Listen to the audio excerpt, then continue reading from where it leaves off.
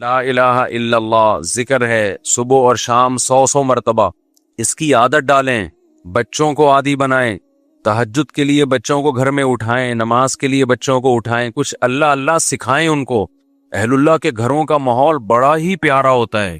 یہ جو قرآن میں آتا ہے ربنا ہب لنا من ازواجنا وذریاتنا قرۃ اعین وجعلنا للمتقین اماما. اے اللہ ہمیں ہماری بیویوں اور اولادوں کی طرف سے آنکھوں کی ٹھنڈک عطا فرما. یہاں آنکھوں کی ٹھنڈک کا کیا مطلب ہے؟ آنکھوں کی ٹھنڈک کا مطلب یہ ہے, الحمدللہ, آنکھوں کی ٹھنڈک کا مطلب یہ ہے کہ ان کو عبادت میں مشغول کر دے. آپ جب گھر میں آؤ, ایک منظر ہے, بیگم فلم دیکھ رہی ہے, بچے کیا دیکھ رہے ہیں, آ رہا ہے آج کل پب جی کا نام تھوڑا کم ہو گیا, پب جی کھیل رہے ہیں. اس سے آنکھیں ٹھنڈی نہیں ہوں گی. ابے کیا کر رہا ہے, ابے کبھی کتاب بھی لے کے بھی بیٹھ جایا کر, کہتے ہیں نا ماں باپ, ابے ہر وقت ڈرامے دیکھتا رہے گا. بیگم کو فیشن سے ہی فرصت نہیں مل رہی, شاپنگ سے ہی فرصت نہیں مل رہی. اور ایک ہے آپ جب گھر میں آؤ, بیگم صاحبہ نے اسکارف لیا ہوا ہو اور قرآن مجید ہاتھ میں ہو اور قرآن مجید کی تلاوت ہو رہی ہو, اور بچے بھی انسان کے بچے بنے ہوئے ہوں, بچیاں مصلے پہ کھڑی چھوٹی چھوٹی دعا مانگ رہی ہوتی ہیں, کتنی اچھی لگتی ہیں. اور آپ کے بیٹے بھی کیا کر رہے ہوں, نماز میں لگے ہوئے ہوں, یا کوئی تلاوت کر رہا ہو, کوئی دعا مانگ رہا ہو, تو بتاؤ آنکھیں ٹھنڈی ہوں گی کہ نہیں ہوں گی؟ آج کل یہ آنکھیں ٹھنڈی ہونا یہ جب ہے جب آپ خود بھی یہ کرو گھر میں. تو جو کنوارے ہیں وہ ابھی سے نیت کریں, دیندار لڑکی سے نکاح کرنا ہے اور شادی کے بعد گھر کا ماحول یہ بنانا ہے. اور جن کے ماحول بگڑ چکے ہیں, اب ایک دم سے تھوڑی بن جائے گا. گھر جا رہو, ارطغرل چل رہا ہے, ڈرامے چل رہے ہیں, فلمیں چل رہی ہیں, گھر جاتے ہی آپ نے کہا بیگم ہاتھ میں قرآن, اب مشکل ہے. وہ میں ایک لطیفہ سناتا ہوں نا, 2 بھائیوں کی شادی ہوئی ایک ہی دن میں, 6 مہینے گزر گئے. ایک کی بیوی بہت کنٹرول میں تھی, بڑی فرما بردار, دوسرے کی کنٹرول سے باہر. اس نے اس سے پوچھا ابے تو نے کیسے کنٹرول کیا ہوا ہے؟ اس نے کہا ہم تو شروع میں ہی آئے تھے ایسے چنگیز خان بن کے آئے تھے, گلاس سامنے آیا اٹھا کے لا تمہاری توڑ دیا اس کو. ابھی کدھر سامنے رکھا ہوا ہے, اسٹائل ہی یہی تھا. بلی نے تھوڑا شور مچایا, گردن مار کے پھینک دی اسے, بہت شور کر رہی ہے, یوں گردن کمائے, تو اس کا روب بیٹھ گیا. اب کہہ رہا ہے اب یہ سب تکلفات کی ضرورت نہیں, اب روب بیٹھ گیا. اس نے کہا چلو یار ہم بھی کرتے ہیں یار. آیا گلاس پڑا ہوا تھا, لات ماری. بیگم نے کہا اب نہیں, پہلے کرنے کی چیزیں تھی یہ, ٹھیک ہے نا, ابھی جو تمہاری اوقات ہے 6 مہینے میں مجھے وہ سمجھ میں آ گئی ہے. تو اب جا کے آپ بہت اچھی نصیحتیں شروع کر دو گے. بیگم آنکھوں کی ٹھنڈک اس میں ہے, تم قرآن لے کے بیٹھا کرو, اور بچے ہمارے دعائیں مانگا کریں, گھر میں یہ ٹی وی ڈرامے بند ہو جائیں. تو بیگم کہے گی لگ رہا ہے ابھی تازہ تازہ کوئی بیان سن کے آیا ہے, ہمیں پتہ ہے تو کتنے پانی میں. تو ایک دم سے نہیں ہو جاتا, لیکن یہ کرنا پڑے گا آپ کو, ورنہ نسلیں تباہ ہوں گی, بڑھاپا برباد ہوگا, آپ کا اپنا بڑھاپا برباد ہوگا. بچوں کو جس سمت میں لگایا ہوا ہے نا, اس سے بچے بڑھاپے میں بھی آپ کے نہیں ہیں. ان کو ابا ٹینشن, ابھی ڈرامہ دیکھ رہا ابا کھانس رہے ہیں تو اس کو تو غصہ نہیں آئے گا یار یہ کیا مسئلہ ہے, انگریز نے اولڈ ہاؤس بنائے ہوئے ہیں یار, بہترین کام کیا ہوا ہے, ابا ہمیں جراثیم پھیلا رہے ہیں ہمارے گھر میں. تو یہ سوچ ہوگی اس کی, کیونکہ یہ فلمیں ڈرامے ڈپریشن بڑھاتے ہیں. ہمیں وہ کام کرنے جو برداشت بڑھائے ہمارے اندر, اس سے سکون ملے گا. سکون اس سے دیکھو, بعض نفسیاتی ڈاکٹر بولتے ہیں کہ غصہ برداشت نہیں کرنا چاہیے, اس سے ٹینشن ہوتی ہے, صحت خراب ہوتی ہے. جب انسان غصہ جاری کر دیتا ہے تو کیا ہو جاتا ہے, ریلیکس. شریعت اس کے اپوزٹ لے کے جاتی ہے آپ کو. اسلام کہتا ہے غصہ برداشت کرو, اہل جنت کی صفات غصہ جاری کرنا ہے, برداشت کرنا ہے, برداشت کرنا ہے. اب سوال پیدا ہو اسلام وہ کام کیسے کہہ سکتا ہے جس سے صحت خراب ہو رہی ہے آپ کی؟ غصے کی کڑوے گھونٹ پیتے ہو, برداشت کرتا ہے نا آدمی, ڈپریشن میں آتا ہے, ٹینشن میں آتا ہے, جاری کر دو تو ٹینشن کیا ہے, غصہ آئے پڑاخ سے ایک اگلے کو لگا دیا, وہ ٹینشن پارسل ہو گئی, وہاں پہ آپ سکون میں آ گئے. بھائی یہ بھی ٹینشن ختم کرنے کا عارضی طریقہ ہے. جو لوگ غصہ جاری کرتے ہیں, آہستہ آہستہ غصہ برداشت کرنے کی طاقت ختم, ان کو پھر غصہ بھی بار بار آتا ہے. یہ بھی نشہ ہے. شریعت نے کہا برداشت کر لو, یہ جو نقصان ہے تھوڑا ہے, جب بار بار برداشت کرو گے تو برداشت کرنے کی پاور بڑھ جائے گی, پھر برداشت کرنے میں وہ ٹینشن نہیں ہوگی جو ابھی ہو رہی ہے, پھر غصہ آنا ختم ہو جائے گا, کم ہو جائے گا غصہ آنا, دیر پا نتائج اچھے نکلیں گے. اور پھر جو غصہ آ کے جو اگلے کو لگا دیا آپ نے غصے میں ٹینشن ختم کرنے کے لیے, تو وہ بھی تو پارسل کرے گا اپنی ٹینشن. کیا خیال ہے, اس کی بھی تو سائیڈ ایفیکٹ ہے نا بہت زیادہ, وہ ٹینشن آپ کو پارسل کرے گا. پارسل کا خاص انتظام ہے ہمارے یہاں, ہر ہوٹل میں پارسل کا انتظام ہے, وہ تھوڑی سکون سے بیٹھے گا. تو عبادت کا ماحول بنائے گھروں کے اندر, عبادت کی عادت ڈالے گھروں کے اندر. اب ایک نسخہ بتاتا ہوں آپ کو, جن کی نہیں ہوئی ان کو تو میں نے بتا دیا کہ بھائی دیندار لڑکی سے شادی کرو جو پہلے ہی نماز روزے کی عادی ہو, اس سے نکاح کرو اور پھر خود بھی اسی جیسے بن جاؤ. اور یہ چھوڑ دو یہ مستیاں وستیاں سینما گھروں کی اور ڈراموں کی، ان مستیوں میں سوائے میں نے بتایا نا گھر میں بے برکتی کے نحوست کے کچھ بھی نہیں آئے گا، اس کے سائیڈ ایفیکٹ بہت زیادہ ہیں۔ اب کیا کرنا ہے، اس کے لیے تبلیغی جماعت بہترین راستہ ہے۔ اپنی بیگم کے ساتھ مستورات کے ساتھ تبلیغ میں وقت لگا لو، وہ انسان کا بچہ بنا کے بھیج دیں گے۔ 3 دن جب آپ اپنی بیگم کو لے کے جاؤ گے نا تبلیغ میں، مسلمان کا یہ ہنی مون ہے۔ یہ کیا ہے مسلمان کا ہنی مون؟ یہ والا جو ہنی مون ہے نا، جو سوئٹزرلینڈ جا رہے ہیں، اس میں خرچہ بھی ٹھیک ٹھاک ہے، بیگم بگڑنے کا بھی بڑا خطرہ ہوتا ہے۔ میں نہیں کہہ رہا بگڑتی ہیں، بگڑنے کا خطرہ بہت ہوتا ہے۔ جب وہ وہاں جا کے دیکھیں گی نا انگریز عورتیں لائف کو کیسے انجوائے کر رہی ہیں، کپڑے اپڑے کی کوئی پابندی ہے ہی نہیں، شادی غفار سے ہوئی تھی، اچھا وسیم لگا تو وسیم کے پاس چلی گئیں۔ تو جب یہ کلچر دیکھتی ہے تو مرد بھی بگڑتا ہے اور عورت بھی بگڑنے کا، سارے نہیں بگڑتے، خطرہ عورت ہے بگڑنے کا۔ مرد بھی کہے گا یار انگریز کو وہ والی اچھی لگی تو ادھر کو نکل لیا، وہ والی اچھی لگی ادھر کو نکل لیا، ہم اسی کو لے کے گھوم رہے ہیں، یار یہ کیا مذاق ہے۔ سارے نہیں بگڑتے، کچھ بگڑنے کے خطرے ہوتے ہیں۔ تو گھر میں جب آپ ماحول بناؤ گے تو مسلمان کا سوئٹزرلینڈ کیا ہے، سوری مسلمان کا ہنی مون کیا ہے، عمرے پہ لے جاؤ بیگم کو، تبلیغ میں لے جاؤ بیگم کو، آپ دیکھو کیسا اچھا ماحول بنے گا گھر کا۔ میں نے تبلیغ والوں کے گھروں کا ماحول دیکھا ہے، تو تبلیغ کے بڑے لوگ ہیں، بزرگ لوگ ہیں، کبھی گئے نا جیسے بے تکلفی ہے کسی تبلیغ کے بڑے بزرگ سے، تو ان کی ذرہ نوازی گھر میں لے گئے، ان کے گھروں کا ماحول دیکھا، میں نے کہا ماشاءاللہ بھائی جنت ہے۔ مستورات، نمازوں کی پابندی، ذکر اذکار کی پابندی، سسر کا ادب۔ آج کل تو بدتمیز بنایا جا رہا ہے بہوؤں کو، اس طرح کے ڈائلاگ، یہ ساس کی خدمت واجب نہیں، سسر کی خدمت واجب نہیں، کوئی رشتہ ہی نہیں ہے ساس سسر کا، رشتہ نہیں ہے تو مجھے بتاؤ داماد کے لیے ساس سے نکاح حرام کیوں ہے؟ حرام تو ماں سے نکاح ہوتا ہے نا، داماد ساس سے نکاح نہیں کر سکتا، تو رشتہ ہے تو اللہ نے کہہ دیا نا کہ ماں بن گئی ہے، تو بہو کے لیے بھی ساس ماں کی قائم مقام ہے۔ میں نہیں کہہ رہا بالکل ماں جیسی ہے، لیکن جب گھروں میں دین آئے گا، تمیز آئے گی، تو پھر بہویں یہ مسئلہ نہیں پوچھیں گی کہ ساس کی خدمت واجب ہے یا نہیں ہے۔ بہو کیا کہے گی، بھائی بڑوں کی خدمت سے کیا ملتا ہے؟ خدا ملتا ہے۔ تبلیغ میں تو یہی سکھایا جاتا ہے، خدمت سے کیا ملتا ہے؟ خدا ملتا ہے۔ بھائی میرے شوہر کی ماں ہے تو میرے لیے تو شوہر جنت، تو جو شوہر کی جنت ہے وہ میری بھی کیا ہے؟ جنت ہے۔ غیرت مند آدمی اپنی خدمت سے اتنا خوش نہیں ہوتا جتنا اپنی ماں کی خدمت سے خوش ہوتا ہے۔ اگر غیرت ہے اس میں، کہتا بیگم مجھے بھول جاؤ، میری ماں کی خدمت کرو، اسی سے دل جیتو۔ تو میں نے تبلیغ والوں کے گھروں کا ماحول بھی دیکھا ہے الحمدللہ، اور میں نے لبرل لوگوں کے گھروں کا ماحول بھی دیکھا ہے۔ لبرل لوگوں کے گھروں کے ماحول میں کیا ہے، ابا ادھر بیٹھ کے کھانا کھا رہا ہے، بچہ برگر کھانے جا رہا ہے دوستوں کے ساتھ، بیگم صاحبہ اپنے الگ روم میں، بچے بھی ایک آدھی ہوتے ہیں، اور بیٹی صاحبہ وہ اپنا لیپ ٹاپ لے کے کمرے میں بیٹھی ہوئی، میں بزی ہوں، مجھے کوئی ڈسٹرب نہ کرے۔ تبلیغ والوں کے گھروں کا ماحول بھی دیکھا، ایک تو نسل زیادہ ہوتی ہے، بہویں بھی ہیں، داماد بھی ہیں، بیٹے بھی ہیں، بیٹیاں بھی ہیں، گھر بھرا ہوا ہے۔ سمجھتے ہو، ایک بڑے بزرگ کے ہاں جانا ہوا، انہوں نے کہا کہ اللہ نے ہمیں بہو اتنی اچھی دے دی مولوی صاحب، وہ تو جو ہمارے گھروں میں اعمال میں سستی ہو رہی تھی، وہ بہو اس سستی کو بھی کیا کر رہی ہے، دور کرنے کا ذریعہ بن رہی۔ واہ واہ، بہو کی تعریف قیامت کی علامت ہے یا نہیں ہے؟ کوئی اپنے منہ سے بول رہا ہو اچھی بہو آ گئی۔ بہویں تو گھر کا ماحول کیا کر دیتی ہیں، جو ڈرامے کی قسطیں رہ گئی تھی وہ بھی پوری کرواتی ہیں، کہ 27ویں رات میں یہ والا ڈرامہ رہ گیا تھا، اس کو پورا کرو۔ ہمارے اوپر خدمت واجب نہیں ہے، شوہر کی نہیں خدمت آج کل واجب ہو رہی، تو ساس سسر تو بہت دور کی چیز ہے۔ ایک اسکالر نے بتایا کہ عورت پہ خدمت واجب نہیں ہے نا، شوہر کی بھی اور ساس سسر کی بھی، تو کسی خاتون نے لکھا تھا کہ وہ پیڑے کھانے کے لیے آئی ہے گھر میں، وہ ساری ذمہ داریاں پوری کرے، وہ کچھ بھی نہیں کرے، تو وہ کیا ہے، یعنی اس کا کیریکٹر کیا ہے، اس کا کردار کیا ہے، اس کی ذمہ داریاں کیا ہیں؟ ایک عورت نے اعتراض کیا تھا، اور اس عورت نے کہا میں ساس نہیں ہوں، میں خود بہو ہوں۔ میں نے اس کے اسکرین شاٹ لے لیا نا، اس کے کمنٹس، اس نے کہا میں خود بہو ہوں، اور مجھے حیرانگی ہوتی ہے ان بہوؤں پہ جو کہتی ہے ہمارا ساس سے کوئی رشتہ نہیں ہے۔ اس نے کہا مجھے اگر اپنے میاں سے محبت ہے تو مجھے اپنی ساس سے بھی محبت ہوگی۔ مجھے پوری ورڈنگ یاد نہیں ہے اس کا مفہوم بیان کر رہا ہوں۔ میں نے کہا غیرت مند بہو وہی خاندانی بہو، اسکرین شاٹ لے لیا۔ میں نے کہا بیان میں نا وہ پڑھ کے سناؤں گا، دیکھو کیا لکھا ہوا ہے اس نے۔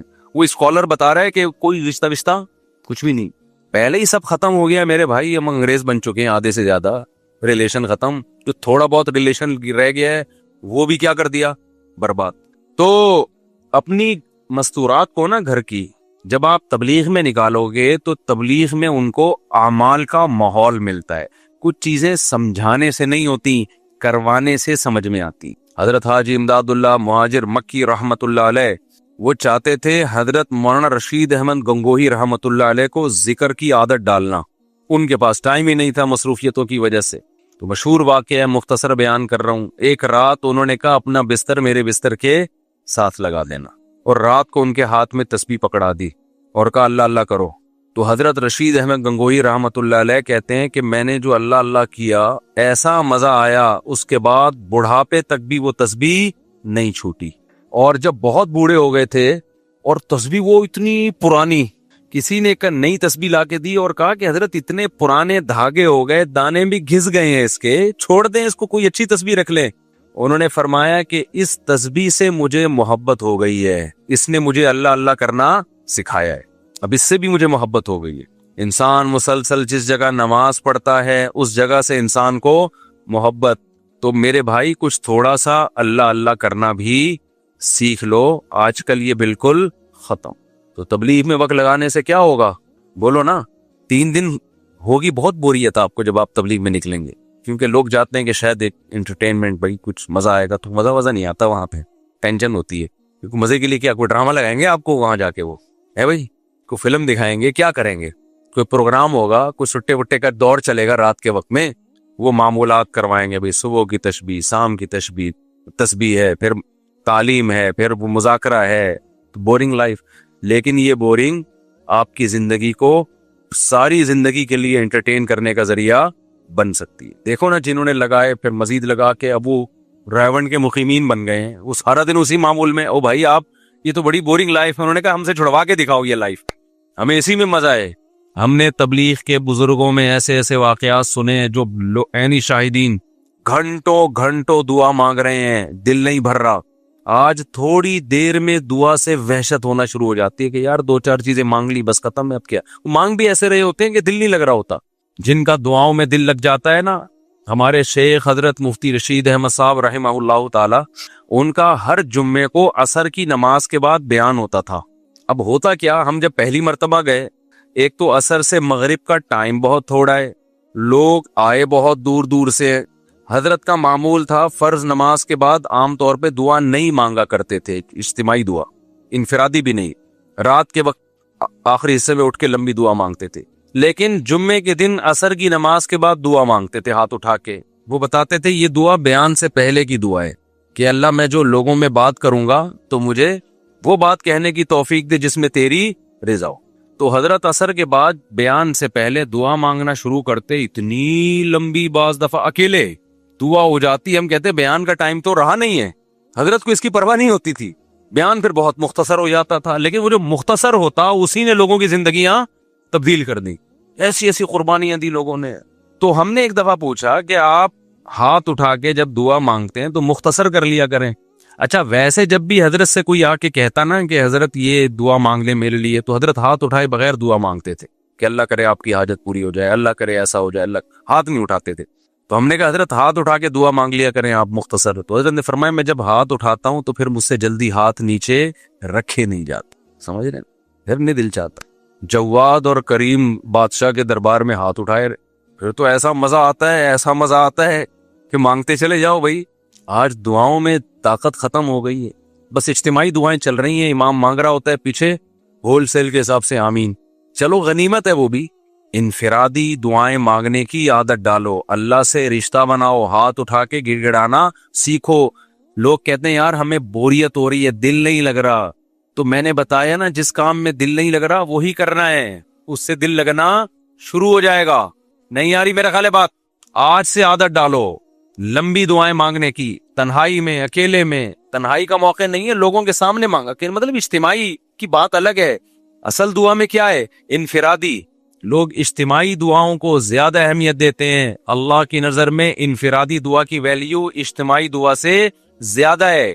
کیوں؟ ادعوا ربکم تضرعا وخفیا، اللہ کہتے ہیں اپنے رب کو عاجزی کے ساتھ اور چپکے سے پکارو۔ تو گھروں میں عادت ڈالیں گے کہ نہیں ڈالیں گے دعاؤں کی اور نماز کی، عبادت کی؟ اس کا طریقہ میں نے بتایا کہ کیا طریقہ ہے۔ اب ایک دم نہیں پڑے گی عادت، پھڈا ہو جائے گا بیگم سے، بچوں سے پھڈا ہو جائے گا۔ اس کا طریقہ کیا ہے؟ اللہ نے بہترین آپشن دیا ہے، کس کا؟ تبلیغ کا۔ وقت لگاؤ اس میں، دیکھو گھروں کا، میں نے دیکھا ہے جو تبلیغ میں وقت لگاتے ہیں ان کی عورتیں بھی، گھروں کا ماحول بالکل چینج ہو جاتا ہے، بالکل چینج ہو جاتا ہے. گھر میں تعلیم بھی شروع ہو جائے گی پھر. اور اگر نہیں وقت لگاتے تو پھر بیٹھے رہو آرام سے. بڑے لوگ کہتے ہیں نا ایک بات، ہم لوگ کیا چونکہ بزرگ بھی ہوتے ہیں تو بزرگ نصیحتیں بھی کر رہے ہوتے ہیں. بہت سے فرقے ایسے ہیں جن کے یہاں بزرگ کیا ہیں، بولو نا، ہے ہی نہیں، بزرگ ہی نہیں ہے ان لوگ کے یہاں. ایک آدمی جو تھا نا، پتہ نہیں کس فرقے کا تھا، تو وہ ہمارے حضرت کے ہاتھ پہ بیعت ہوا اور مسلک ہی چینج کر لیا اس نے کہا آج سے میں فقہ حنفی کو فالو کروں گا. ہم نے پوچھا وجہ کیا؟ کہہ رہے یار ہم نے اپنے مسلک میں کوئی بزرگ ہی نہیں دیکھے. صحیح نا، کوئی بزرگ ہی نہیں ہے. تو ہم لوگ کے یہاں چونکہ بزرگ ہوتے ہیں لہذا وہ نصیحتیں بھی کر رہے ہوتے ہیں. وہ بزرگ کی نصیحت ہی نکل گئی جو میں کرنا چاہ رہا تھا اس چکر میں. ہاں، کہ وہ نصیحت یہ ہے کہ آپ کا اپنا اگر کوئی ویژن نہیں ہوگا تو آپ کسی اور کے ویژن کا حصہ بن جائیں گے. آپ کا اپنا کوئی ہدف نہیں ہوگا. آپ اگر اچھے کاموں میں ٹائم نہیں گزارتے تو شیطان پھر اپنے کاموں میں آپ کو لگا دے گا. شیطان کسی کو فارغ نہیں بیٹھنے دیتا، خوب سمجھ لو. جب کوئی بزی ہوتا ہے نا کسی اچھے کام میں تو شیطان کی رسائی نہیں ہوتی وہاں تک. شیطان کہتا ہے یہ یہاں سے ہٹے گا تو میں اس کو بہکاؤں گا نا. آپ کا دماغ ادھر لگا ہوا ہے تو شیطان کہتا ہے میں محنت کیسے کروں اس کے اوپر. دیکھو کمپنیاں جو اپنی پروڈکٹ بیچنے کے لیے آتی ہیں نا، فارغ آدمی کو سمجھاتی ہیں کہ سر یہ بہترین فون انگیج جائے گا تو وہ نہیں کریں گے نا. جس نے فون اٹھا لیا اس کو وہ پیکج پہنانا شروع کر دیا تو وہ بھی دیکھتے ہیں یہ فارغ بیٹھا ہوا ہے، چلو جی اپنی پروڈکٹ منجن جو بھی ہے اس کو لا کے پہنا دی. جو مصروف ہوگا تو کہیں گے بھائی اس کو غصہ آئے گا اگر میں نے اس کو چھیڑا جا کے. تو شیطان بھی یہ کر رہا ہوتا ہے. جو مصروف آدمی ہوتا ہے شیطان کی اس تک رسائی مشکل سے ہوتی ہے. اور جو ویلے ہوتے ہیں نا، ویلے سمجھتے ہیں جو ہوتے ہیں آج کل، فارغ ہوتے ہیں، شیطان کہتا ہے تو فارغ بیٹھا ہوا ہے، چل میں تجھے اپنے کام میں لگاتا ہوں. نئی فلم آئی ہوئی ہے مارکیٹ میں، چل وہ چل کے دیکھ تو جا کے. الٹے کاموں میں لگائے گا آپ کو، فحش فلموں میں لگا دے گا، پان گٹکے میں لگا دے گا، شراب میں لگا دے گا، برائیوں میں لگا دے گا. آپ نے اپنا اگر اسکیجول ایسا بنایا کہ سارا دن آپ کے پاس فضول کاموں کا ٹائم ہی نہیں ہے تو شیطان کو بہکانے کا موقع نہیں ملے گا. سارا دن اپنا اسکیجول بنا کے اپنے آپ کو بیزی کر لیں. جب آپ یہ سوچیں گے نا تو شیطان اس میں پتہ ہے کام کیا کہے گا، ابے کیا سارا دن مصروف ہو جائے، پاگل ہے کیا، تو زندگی کا مزہ ہی ختم ہو جائے گا. تو سارا دن مصروف کا مطلب یہ نہیں ہے کہ کاموں میں مشغول ہو جائیں. تفریح کے لیے بھی ٹائم نکالیں، لیکن وہ تفریح جو جائز تفریح ہو اس کے لیے بھی ٹائم نکالیں آپ. بلکہ شروع میں تو تفریح کا ٹائم زیادہ ہو، کاموں کا ٹائم بولو نا کم ہو. جو ویلے ہیں نا ایک دم سے ان پہ کام کا بوجھ ڈالا جائے گا تو مر جائیں گے ٹینشن سے. تو اپنے آپ کو عادی بنائیں.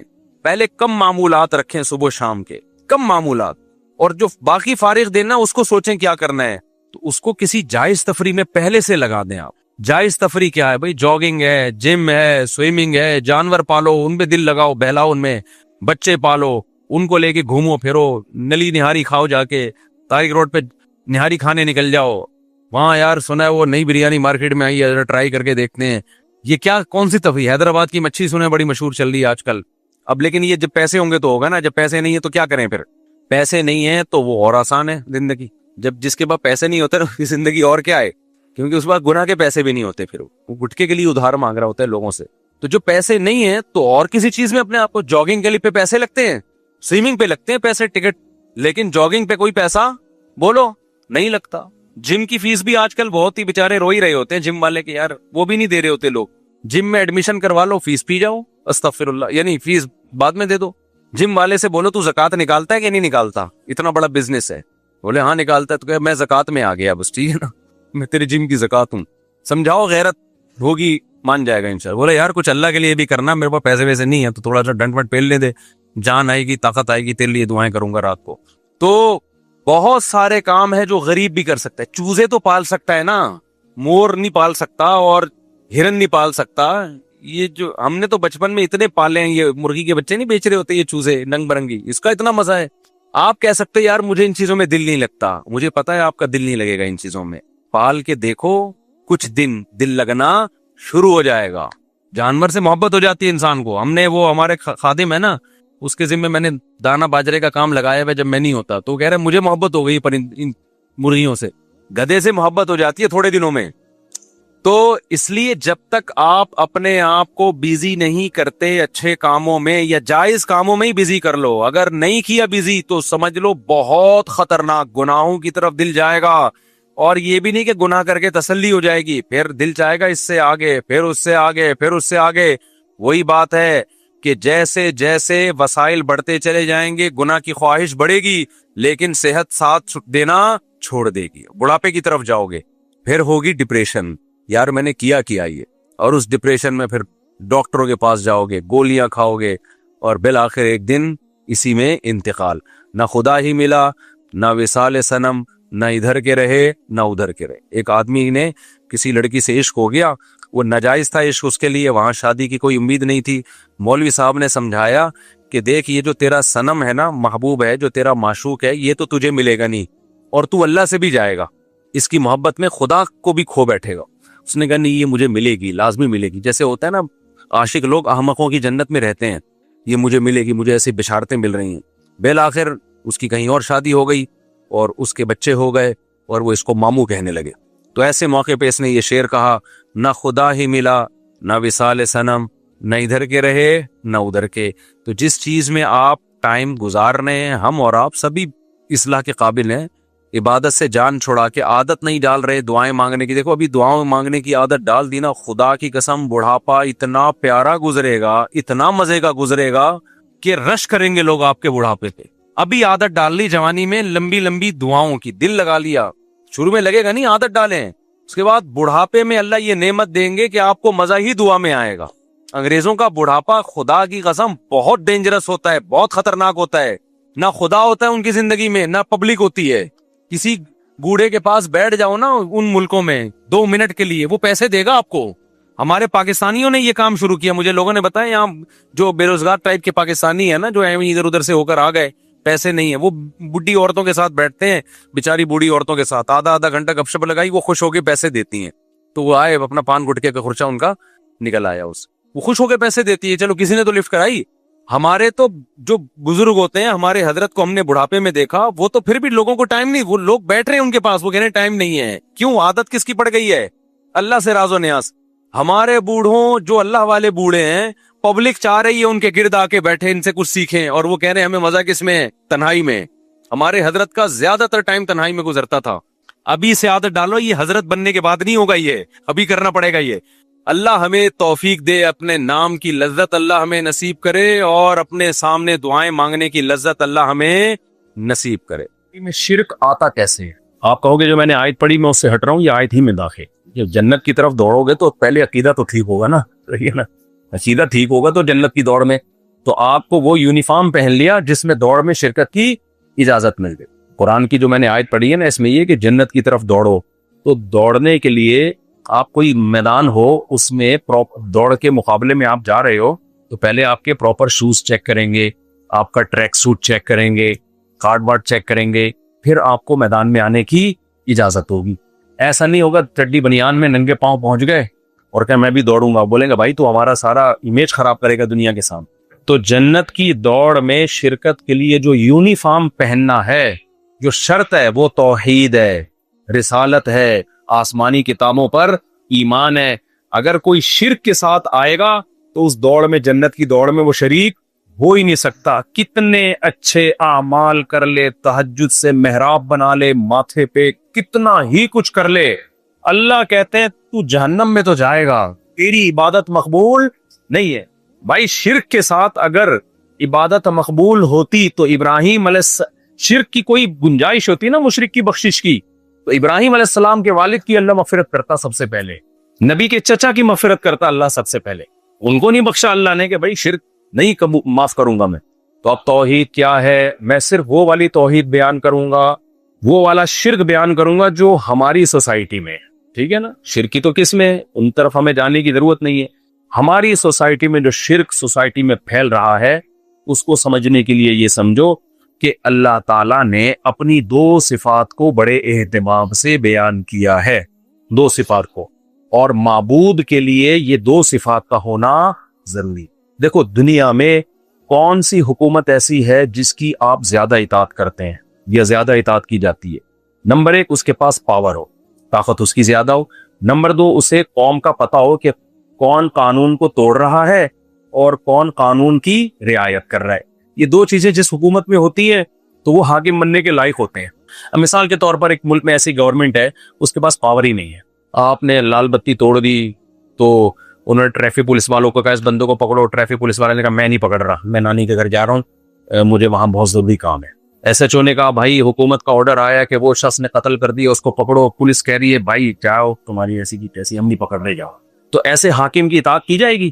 بلکہ لوگ اس کو حاکم ہی نہیں مانیں گے, بولیں گے بھائی یہ موبائل ہے, یہ چلتا پھرتا ایک بس کچھ بھی نہیں ہے اس کے پاس, وہ حاکم نہیں ہے. سمجھ رہے ہو کہ نہیں سمجھ رہے؟ اس طرح حاکم کے پاس قدرت تو کامل ہو, پاور تو ہو, لیکن نالج ہی نہ ہو کہ پبلک کر کیا رہی ہے, نہ اسے کوئی خبر دینے والا ہو, پتہ ہی نہیں ملک میں ہو کیا رہا ہے, کون چوری کر رہا ہے, کون ملک کے قانون کو فالو کر رہا ہے, تو تھوڑے دنوں میں ملک کی ایسی کی تیسی ہوگی کہ نہیں ہوگی, پتہ ہی نہیں کہ ہو کیا رہا ہے ملک میں. تبھی جس ملک میں خفیہ ایجنسیوں کا نظام جتنا مضبوط ہوتا ہے وہی ملک اتنا اسٹیبل ہوتا ہے, اتنا پاورفل ہوتا ہے, ایک ایک چیز کی خبر مل رہی ہوتی ہے. تو اللہ نے کہا ہے کہ تم جن لوگوں کی عبادت کرتے ہو نا, بتوں کی اور عیسیٰ ابن مریم کی یا جس کی بھی, ان کا نہ علم کامل ہے نہ ان کی قدرت. 100% علم کامل انسانوں کا ہو ہی نہیں سکتا, نہ کسی حکومت کا نہ انسانوں کا, نہ قدرت کامل ہو سکتی. حکومتیں بھی بہت جگہ آ کے عاجز آ جاتی ہے, بھئی یہاں ہم یہ بہت بڑا آدمی ہے, اگر ہم نے اس کو اریسٹ کرنے کی کوشش کی تو ایسا نہ ہو یہ ہمیں اریسٹ کر لے, ایسا نہ ہو ہم اس کو گرفتار کریں, پتہ چلا کچھ محلے کا بدماش ہے, آپ اس کو پکڑنے گئے اس نے آپ کو پکڑ لیا الٹا. تو انسان کا علم بھی ناقص اور قدرت بھی, طاقت بھی کیا ہے, ناقص. تو اللہ تعالیٰ کہتے ہیں معبود ہونے کے لیے, خدا ہونے کے لیے, قابل عبادت ہونے کے لیے یہ ضروری ہے کہ ایسے کو حقیقی معنوں میں حاکم مانا جائے جس کا علم بھی کامل, کوئی چیز اس کے علم سے مخفی نہ ہو, کو سب کچھ ہر وقت پتا ہو.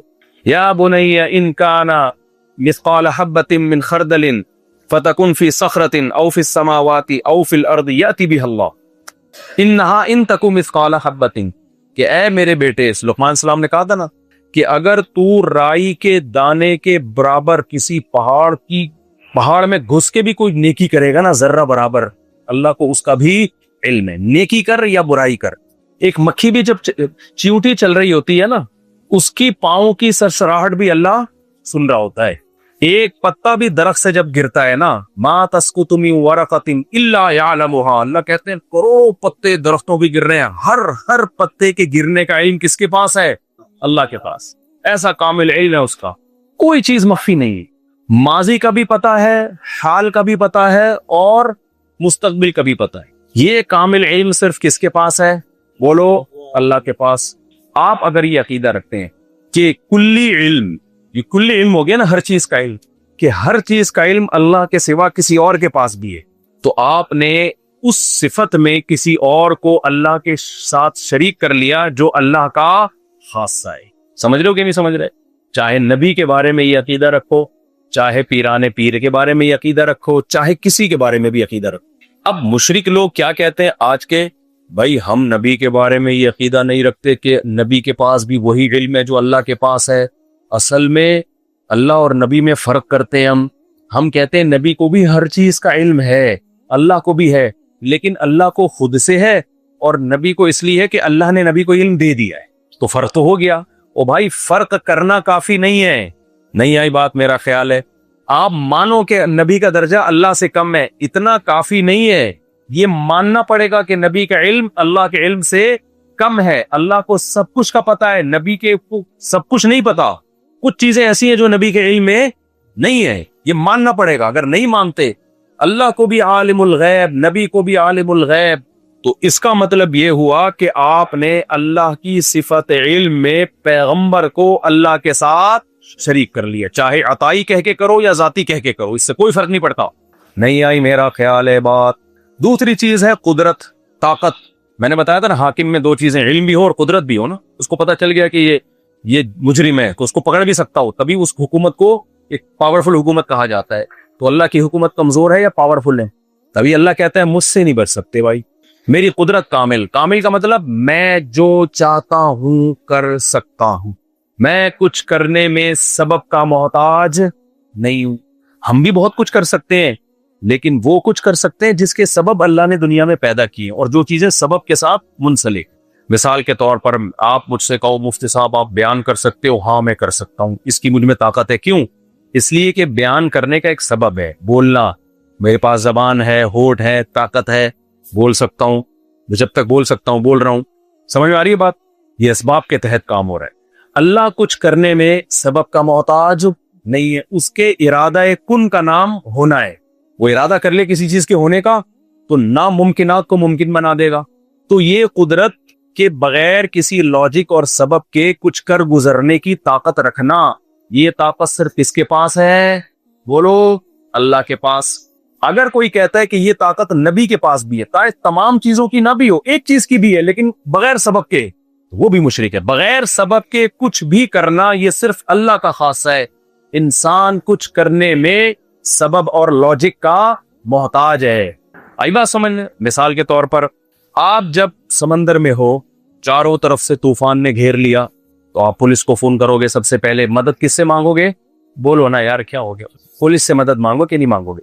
یہ مدد مانگنا شرک نہیں ہے، یہ مدد مانگنا شرک نہیں ہے، کیونکہ آپ اسباب کے دائرے میں رہ کے مدد مانگ رہے ہو۔ آپ کو پتا ہے میں یہاں سے چیخوں گا، شاید میری آواز کسی بوٹ والے تک پہنچ جائے، وہ وہاں تک فون کر لے یا کال کروں گا، پھر پولیس بھی چھو منتر کر کے نہیں آ جائے گی، ہیلی کاپٹروں میں آئے گی، موبائلیں استعمال کرے گی، آنا چاہیے، آئے نہ آئے وہ اللہ ان کی مرضی، اور پھر ڈائیور آئیں گے اور وغیرہ وغیرہ ہوگا، پورے اسباب کے تحت ہوگا۔ تو اب آپ پولیس کو ہیلپ مدد کے لیے پکار رہے ہو، پکارتے رہو، اس سے آپ مشرک نہیں ہو۔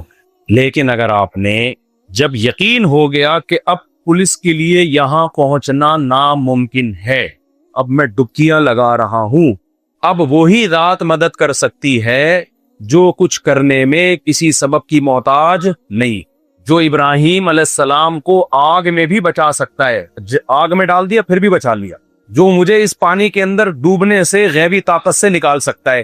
اب اگر آپ نے کسی پیر، فقیر، مرشد کو پکارا تو آپ دائرہ اسلام سے خارج، آپ مشرک ہوگے۔ کیوں بھائی؟ سبب کے بغیر مدد کرنا، یہ صرف یہ طاقت کس کے پاس ہے؟ اللہ کے پاس۔ یہ طاقت اللہ کے سوا کسی کے پاس نہیں۔ اب مشرک نہیں، ہمیں ڈنڈی مار دی۔ جو مذہبی اسکالر ہیں مشرک، وہ کیا کہتے ہیں؟ کہتے ہیں ایکچولی ہم یہ نہیں کہتے کہ نبی کے پاس اسباب سے ہٹ کے طاقت ہے، خود سے ہے، اللہ نے دے دی ہے۔ سمجھ رہے ہیں؟ یعنی نبی بھی اسباب سے ہٹ کے مدد کر سکتے ہیں، پیرانے پیر بھی کر سکتے ہیں۔ جب آپ سمندر میں ڈوب رہے ہو تو غیب سے مدد آئے گی اور آپ بچ جاؤ گے۔ اگر نبی کو پکارو، فلاں کو پکارو، تو وہ نبی خود نہیں بلکہ اللہ تعالیٰ نے نبی کو بھی اپنے اختیارات میں سے کچھ اختیارات دے دیے، تو وہ اللہ کے دینے سے ہیں۔ پھر ہم سے کہتے ہیں دیکھو کیا اللہ کو یہ اختیار نہیں ہے کہ اپنے اختیارات کسی اور کو بھی دے دے؟ وہ جیسے بادشاہ خود بھی سزا دے سکتا ہے، خود بھی پانی پہنچا سکتا ہے، لیکن وہ کسی کو وزیر پانی بنا دیتا ہے، تو ہم ڈائریکٹ بادشاہ کے پاس جانے کے بجائے پانی کے وزیر کے پاس جاتے ہیں۔ ہم تو وہاں بھی نہیں جاتے کیونکہ ہمیں پتا ہے وہاں بھی کچھ نہیں ملے گا ہمیں۔ کراچی کی بات کر رہا ہوں، کیا خیال ہے بھائی؟ ٹینکر ہی آئے گا تو ہم ڈائریکٹ کدھر چلے جاتے ہیں؟ میں اپنے گھر میں میرا خیال ہے 5 سال سے ٹینکر ہی ڈلوا رہا ہوں، تو پانی تو ونس اپون اے ٹائم ہم نے کبھی دیکھے ہوئے عرصہ ہو گیا۔ لیکن خیر اصول دنیا کا کیا ہے بھائی؟ بادشاہ کے پاس جاؤ یا بادشاہ کے وزیر کے پاس جاؤ، تو وزیر کو اختیارات کس نے دیے ہوتے ہیں؟ بادشاہ نے۔ اصل اختیارات تو بادشاہ کے پاس ہی ہوتے ہیں، لیکن بادشاہ کہتے ہیں چلو یار وزیر تم کرو، کون 24 گھنٹے میرے پاس آئے؟ اس کے جواب میں ہم کہتے ہیں کہ بھائی بادشاہ تو محتاج ہے نا، وہ سارے کام کر نہیں سکتا، لہذا وہ وزارتیں بانٹتا ہے۔ اللہ تو محتاج نہیں ہے، تو وہ جواب میں کہتے ہیں کہ ٹھیک ہے اللہ محتاج نہیں ہے، لیکن جیسے وزیر کسی کو اس لیے بنایا جاتا ہے کہ بادشاہ سارے کام خود نہیں کر سکتا، لیکن بعض دفعہ محبت میں بھی تو بنا دیا جاتا ہے نا۔ تو اللہ نے اپنے پیغمبر کو، بزرگوں کو محبت میں ان کو پروٹوکول دینے کے لیے، ان کا مقام مرتبہ بڑھانے کے لیے اللہ نے رائٹس دے دیے کہ جیسے اولاد میں دے سکتا ہوں تم بھی دے سکتے ہو۔ چلو کوئی تم سے مانگ لے گا یا رسول اللہ مدد، یا رسول اللہ مجھے اولاد دے دیں، چلو اے نبی آپ بھی دے سکتے ہو، یہ میں نے آپ کو بھی اختیار دے۔ سمجھ میں آ رہی ہے بات کہ نہیں آ رہی ہے؟ تو قرآن میں جس شرکی نفی ہے نا وہ یہی والا شرک، صحیح ہے نا؟ مشرکین مکہ بولتے تھے کہ ہم جن بتوں کی عبادت کرتے ہیں اصل میں ان بتوں کی نہیں کر رہے، اصل میں تو بڑے بڑے بزرگ اللہ والے گزرے ہیں جن سے اللہ بڑا خوش ہوا ہے، تو اللہ نے ان بزرگوں کو اختیارات دے دیے ہیں۔ ان پاگلوں کو بھی یہ پتا تھا کہ یہ پتھر کے بت کے پاس کہاں سے اختیار آ گیا، اللہ نے دیے ہیں ان کو، تو ہم یہ ان کی مورتیوں کا جب پکاریں گے تو مدد اللہ ہی کرے گا، لیکن اللہ نے مدد کرنے کے لیے کس کو اختیار دے دیا ہے؟ ان بزرگوں کو، تو وہ بزرگ کر دیں گے.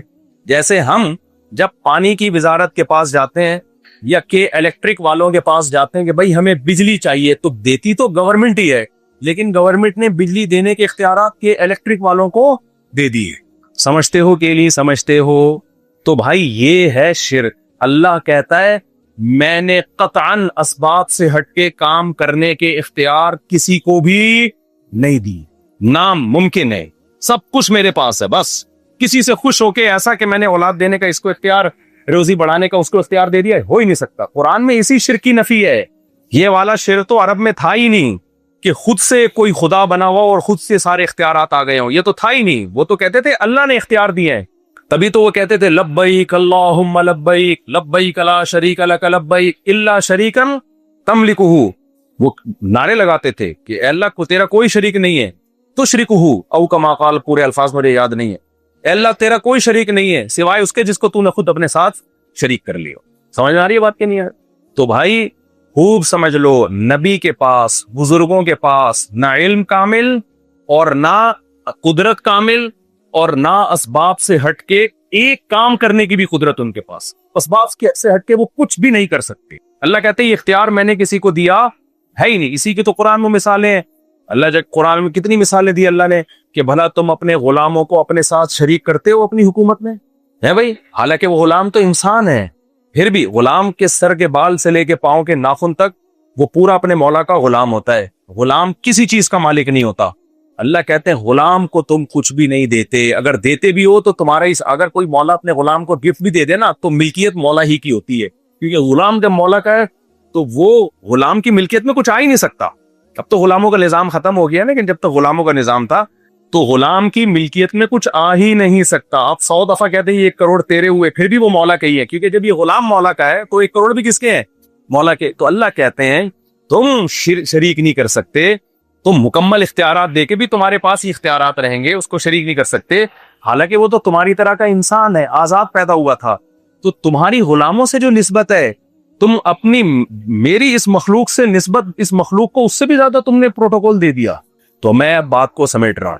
تو اس سے ہمیں یہ عقیدہ پتا چلا کہ اللہ کا علم بھی کامل. اللہ نے اپنے علم میں کسی کو بھی عالم الغیب نہیں بنایا. اللہ کی قدرت بھی کامل. اللہ نے اس قدرت میں کسی کو اپنے ساتھ شریک نہیں کیا. اور پھر بھی ایک سوال دہراتا ہوں میں، اگر پھر بھی کوئی کہتا نہیں اللہ نے اپنے محبوب صلی اللہ علیہ وسلم کو بھی اختیارات دے دیے تھے، تو پھر اس سے ایک سوال پوچھا کریں. اس سے ایک سوال، اور لہذا ہم نبی کو بھی پکار سکتے ہیں کہ یا رسول اللہ ہماری یہ مدد کرے. انظر حالنا واسمع قالنا. آج کل مسجدوں میں یہ دعائیں چل رہی ہیں، یا رسول اللہ انظر حالنا واسمع قالنا، ہماری حالت کو دیکھیں، ہماری باتوں کو سنیں. یہ مسجد میں اوپر آیت لکھی ہوگی ان المساجد للہ فلا تدعوا مع اللہ احدا، ہے بھائی؟ سجدہ گاہیں اللہ کے لیے، اللہ کے ساتھ کسی کو مت پکارو. اوپر آیت لکھی بھی ہوگی اور یہاں چل رہا ہوگا یا رسول اللہ انظر حالنا واسمع قالنا. تو آپ تو اس آیت کی دھجیاں مسجد کے اندر دھجیاں اڑا رہے ہو. تو اس لیے مدد صرف کس سے مانگی جائے گی؟ بولو بھائی، اللہ سے. یا ایھا الناس انتم الفقراء الی اللہ، اے لوگو تم سب کے سب اللہ کے محتاج ہو. محتاجی میں ہم سب برابر.